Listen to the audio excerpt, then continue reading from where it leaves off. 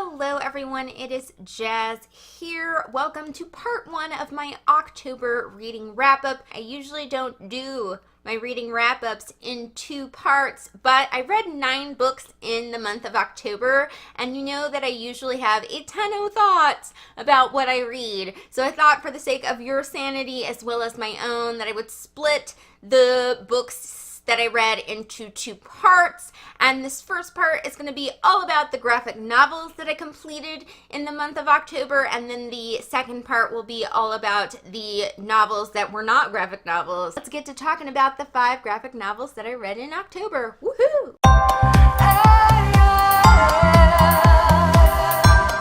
I should probably warn you all ahead of time that most of the graphic novel reads that I read, with the exception of probably one, were on the darker, violent side. So they're definitely not for the young peoples of the world, but you know, that was what I ended up reading. In the month of October, I ended up completing volumes 6 through 8 of the Sandman series by Neil Gaiman, and I thought, why not review them just 6, 7, 8 right off at the top, just to make it cohesive, if you will. I'm not necessarily going to summarize these too much, just because Sandman can be really hard to summarize, and also because I don't want to spoil the series. Let's start off talking about Volume 6, Fables and Reflections. This was the last one that I needed to reread before reading the rest of them for the first time, and I'm really glad that I reread it because I remembered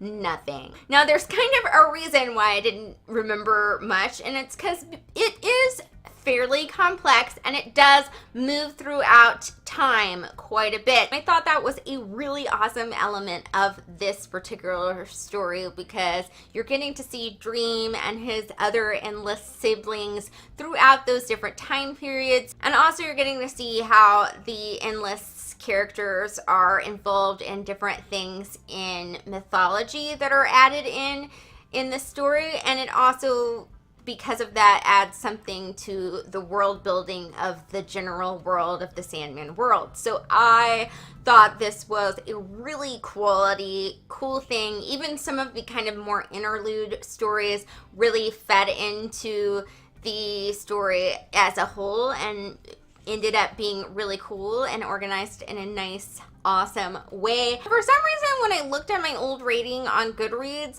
I only gave this one 4 stars, and I don't know what the heck I was thinking, because this is awesome. Maybe this one's just better on a reread, because for me, Volume 6 was definitely a 5-star read upon rereading, and I really love how it tied in to the 7th book. Let's talk about Volume 7, Brief Lives. This one is a super fun first-time read, or at least it was for me. It is basically about Dream and his younger sister, Delirium, who is like super loopy, if you can't tell by her name, and they are going on a little bit of a road trip to track down their brother, Destruction, who like left the family like forever ago. It is like so dark, but it's also so super funny, just seeing like the very serious Dream working with the very loopy Delirium, and there's so much like comedic element with the dialogue and things like that. Also super loved that Brief Lives included quite a lot of the endless siblings just in general, and you got to see pretty much all of them in this one, which was just really cool, and kind of what their realms looked like and all those different things. So Brief Lives was definitely a super fun, sort of creepy, sort of funny, awesome read for me, and I gave that one 5 stars as well. On to Volume 8, World's End. So World's End to me is kind of one of the Sandman interludes kind of stories, and I have to say that I liked it, but I didn't love it. First of all, because I usually don't enjoy the ones that don't include like the endless characters as much as some of the ones that do. Now, that's not to say that Book 8 isn't good. I think that the stories in it are really interesting. There's kind of like a reality storm, and a whole bunch of people and non-people from different realities end up in this inn that's kind of like a hub for the different realities, and they tell stories to each other. So it's kind of like stories within a story within a story.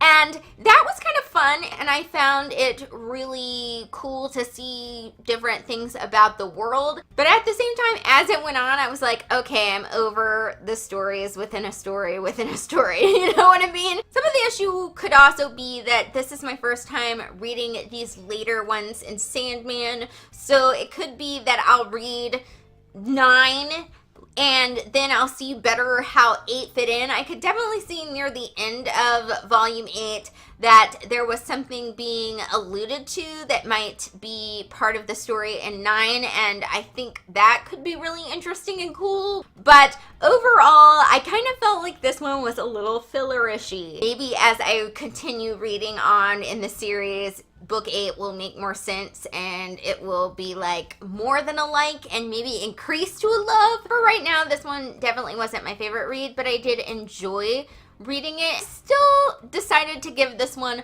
4 stars because it's still good. It's just not my favorite. On to talking about some X-Men. So I also in October completed X-Men Days of Future Past. The graphic novel bind-up of Days of Future Past includes issues 138 through 141. The actual like Days of Future Past section storyline has to do with the X-Men basically saving the world from a dystopian future in which those robots, the Sentinels, are trying to like kill everything with the X gene or the mutants, and also causing world havoc and destruction because, you know, dystopian. I'm not sure that summary makes sense to anyone that doesn't read comic books, but just go with me here. I've been meaning to get to Days of Future Past for like a small eternity because I feel like I really enjoy X-Men comics, but I never seem to get to this one, and this one's a pretty popular one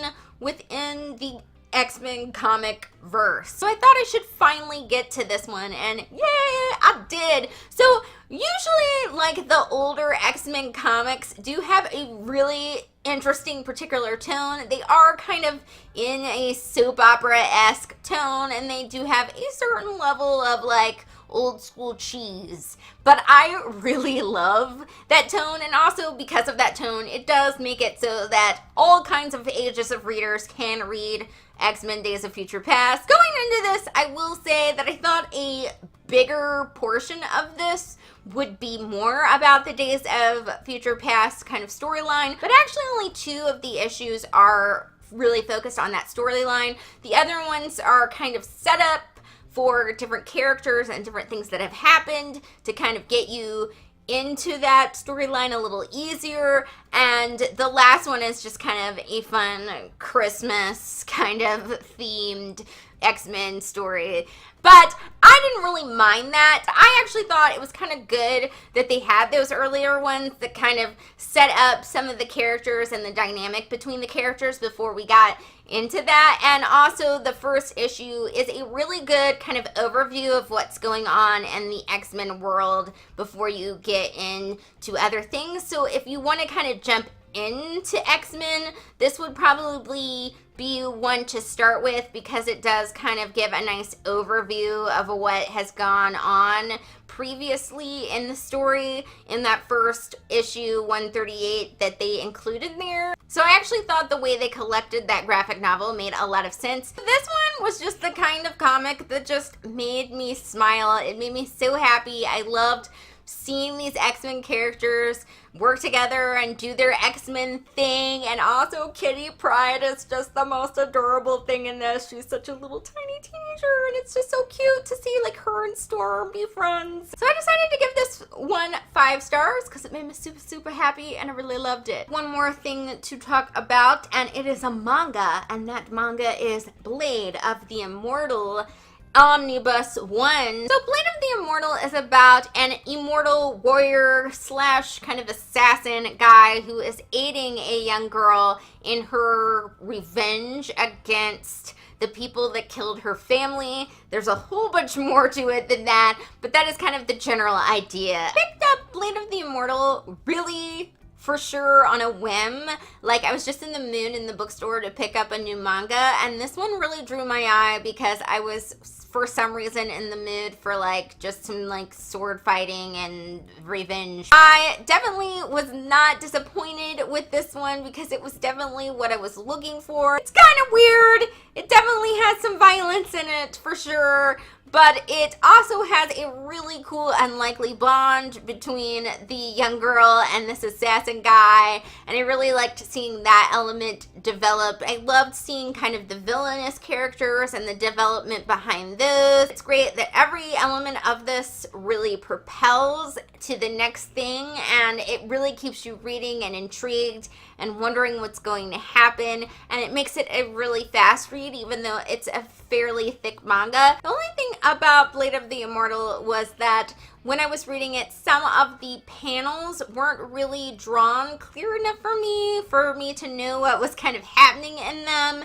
Like, I would eventually get kind of the idea, but I wouldn't get it right off the bat without like looking it over a couple times, or sometimes I never got them and I just kind of skipped on because I was like, okay, I get the vague idea. It didn't affect my reading too bad. I'm not gonna dock too much for that. So I decided to give Blade of the Immortal 4.5 to 5 stars kind of rating, because I do really think story-wise it's like a 5-star story, but because of that paneling stuff, the art element can kind of be a 4.5 star for me. So it's kind of 2 ratings in 1 rating. So that was part 1 of my October reading wrap up, the graphic novel edition. If any of these graphic novels sounded interesting to you, I have left the links to them in my affiliate links below, so you can definitely check those out. And I, of course, will be putting up part 2 of this wrap up on Sunday, and then you can check out what I thought of my non-graphic novel reads. Then I might also include my November TBR in that video. I'm not sure yet if I'm going to make a separate TBR video. We shall see. That is it for today's video, and I will see you all on Sunday. Thank you for watching, fabulous peeps.